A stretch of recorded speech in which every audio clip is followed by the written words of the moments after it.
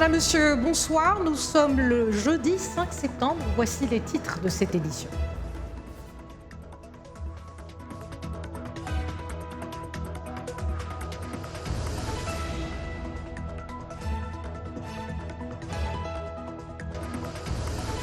Les violences xénophobes ont provoqué de fortes tensions diplomatiques entre les deux géants africains, l'Afrique du Sud et le Nigeria. Mercredi, Abuja avait décidé de boycotter le Forum économique mondial qui se tient cette semaine au Cap, la capitale parlementaire. Après avoir reçu des informations et des menaces de la part des Nigérians, Pretoria a fermé temporairement ses missions diplomatiques au Nigeria.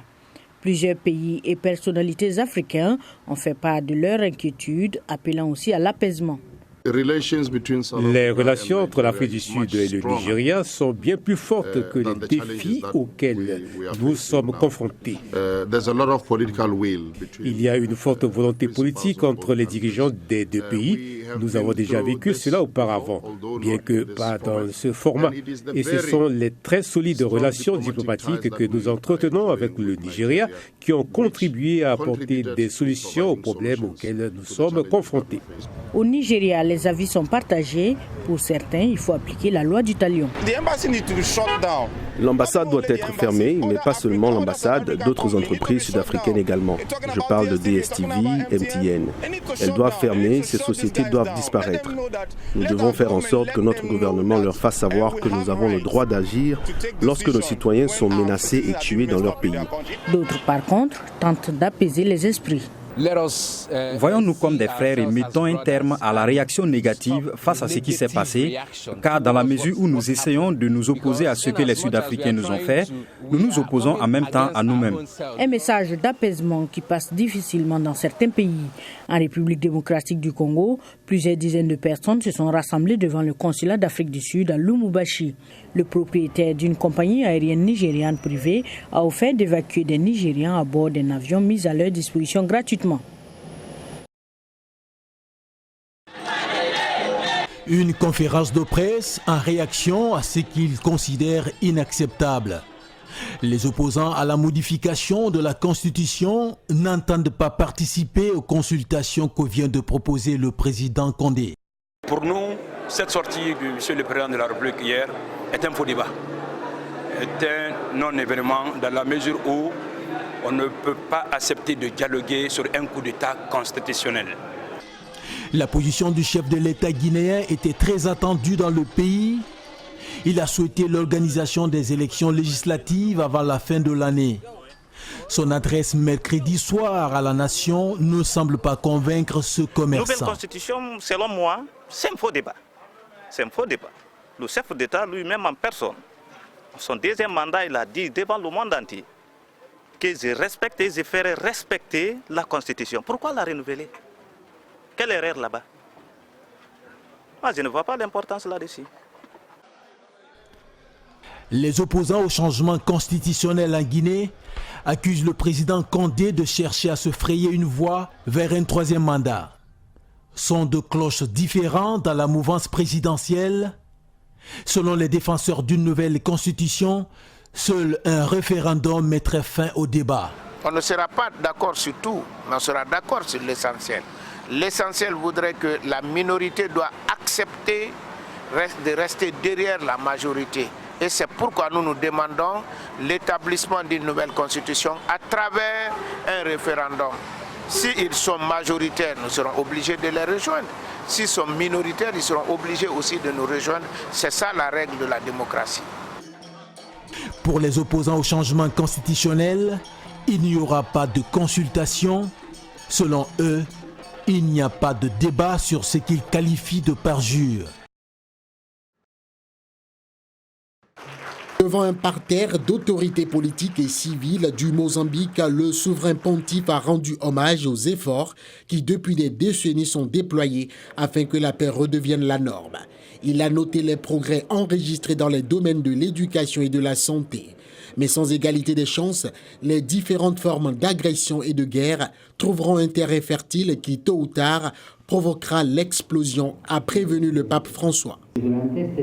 Vous êtes tous dans l'obligation de contribuer à la création d'un environnement de paix et de réconciliation qui puisse protéger les droits de vos fils et de vos filles. Je prie pour que pendant ce temps que je passerai avec vous, moi aussi en communion avec mes frères évêques de l'Église catholique de ce pays, je puisse contribuer à la paix, à la réconciliation et à l'espoir qui régneront définitivement ici. Après cette rencontre avec les autorités du pays, le souverain pontife a ensuite partagé l'Eucharistie avec ses chrétiens du Mozambique.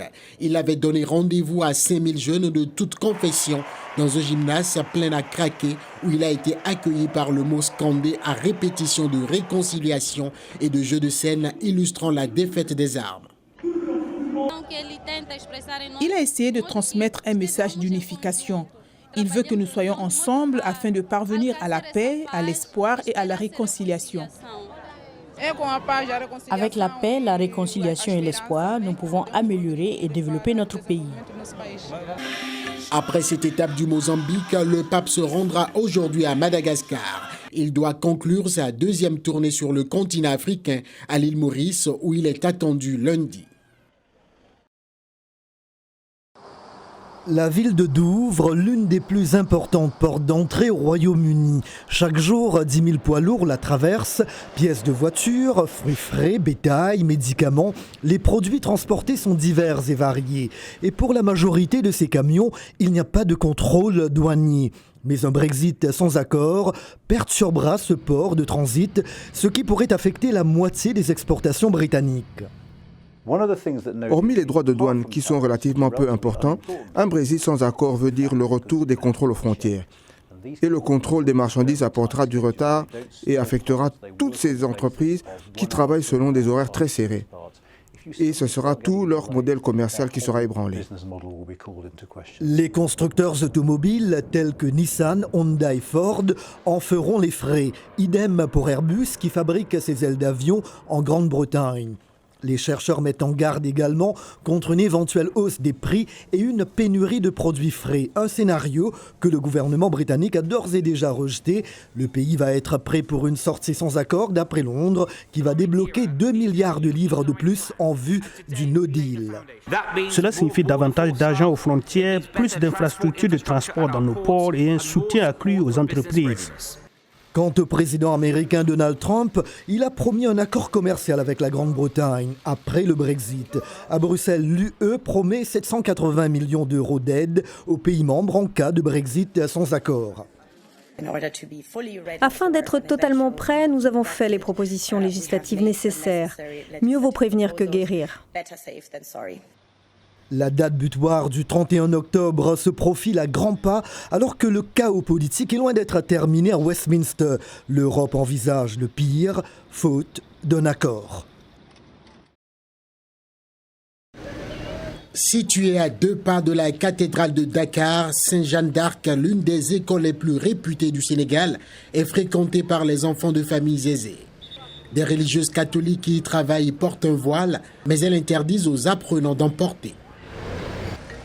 Je suis inquiète parce que quand nous sommes venus pour réinscrire notre fille en juin, ils ne nous ont pas dit qu'ils n'accepteraient pas les filles voilées. Or, ma fille est dans cette école depuis la 6e, depuis 8 ans. Le Sénégal est pourtant une république laïque, démocratique et sociale. Il compte plus de 90% de musulmans, adhérents pour la plupart à l'islam soufi, qui vivent dans une grande concorde avec le reste de la population, principalement catholique. Cette nouvelle règle sur le voile est un choc à la fois pour les élèves et leurs parents. Les autorités étatiques fuient leurs responsabilités. Il faut impérativement qu'avant demain matin à 8 h, que ces élèves qui ont été exclus, on est en train de les sortir une par une. Vous êtes en train de les voir là, devant l'école.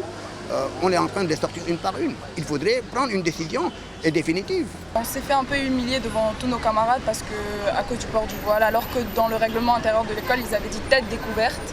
Et les mots n'étaient pas concrets.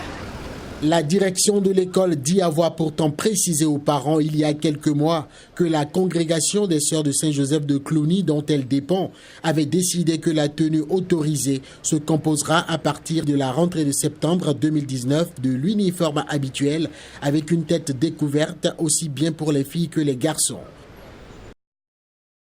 Bonsoir à vous, chers amis téléspectateurs. Troisième revers de suite pour le Sénégal au mondial de basketball. Les Lions de la Teranga ont concédé leur troisième échec de suite donc en s'inclinant devant le Canada lors de la troisième et dernière journée des phases de groupe 1. Le Sénégal avait pourtant bien démarré le premier quart-temps, l'emportant même 22-11 grâce à un exploit, un excellent match de Mohamed Faye avec ses 12 points.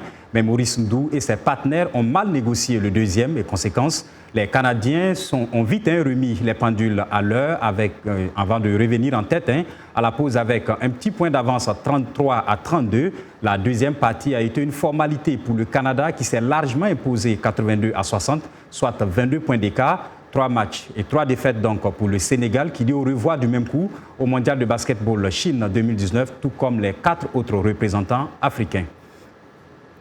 Pas de souci par contre pour les Américains qui se sont vengés sur les Japonais.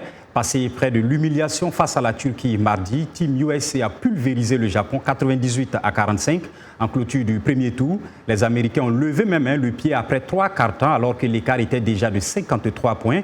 L'équipe de Greg Popovich commencera la deuxième phase contre la Grèce du MVP de la saison NBA, Giannis Antetokounmpo. Les Grecs ont réagi après leur faux pas face au Brésil et ont obtenu leur billet pour le deuxième tour en battant la Nouvelle-Zélande 103-97. Les 16 qualifiés vont maintenant disputer à partir de demain une deuxième phase de poule où les 2 premiers de chaque groupe iront en quart de finale.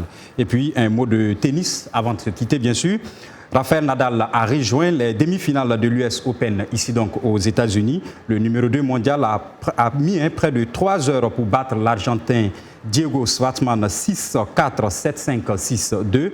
L'Espagnol est le seul du Big 3 qu'il forme avec Novak Djokovic et Roger Federer a atteint donc cette année ce stade du tournoi new-yorkais qu'il a déjà remporté à 3 reprises.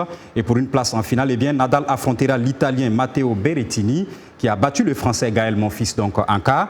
Dans le tableau féminin, la Suissesse Belinda Bencic s'est qualifiée pour sa première demi-finale de Grand Chelem en éliminant la Croate Donna Vekic en demi. Eh bien, elle affrontera la prodige canadienne de 19 ans seulement, Bianchi Andreescu, qui a écarté la Belge Elise Mertens. Et puis un mot de football avant de se quitter. Cette information qui nous est tombée juste avant que je ne vienne ici au studio, eh bien, en clôture des matchs allés du tour préliminaire du mondial Qatar 2022, eh bien, le Tchad s'est incliné à domicile devant le Soudan 3-1. Et bien auparavant, le Rwanda a pulvérisé les Seychelles 3-0 et la Somalie a pris le dessus sur le Zimbabwe 1-0. On s'arrête ici pour les sports et on se retrouve demain. Pour beaucoup de ces enfants, c'est leur première fois de s'essayer au jeu d'échecs.